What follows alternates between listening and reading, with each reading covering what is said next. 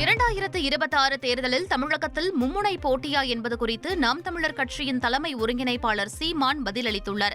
திருச்சியில் செய்தியாளர்களிடம் பேசிய அவர், திராவிட கட்சிகள் எல்லாம் ஒரு முனை, நான் ஒரு முறை என்று கூறினார்.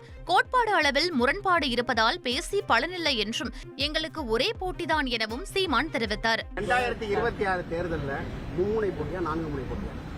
ஒரே முனை போட்டி தான். அவங்க 3 பேர் ஒரு பக்கம், அவங்க சூலாயுதம், நான் வேலாயுதம். இதுல அவர்களுக்கும் எனக்கும் பல ஆயிரம் கிலோமீட்டர் தொலைவு இருக்குது. அதுல போட்டு நீங்க இது பண்ணிக்க கூடாது. அவர்கள் மொழி என்று பேச மாட்டார்கள். ஒவ்வொரு தேசிய இனமும் மொழியிலிருந்து அரசியலை தொடங்குது. என் மொழி சிதைஞ்சு அழிஞ்சிருச்சு, அது மீட்சிடணும். தமிழ் மீட்சியே தமிழர் எழுச்சி. அது ஒரு போட்டி. அவர்களுக்கு திராவிட அரசியல்.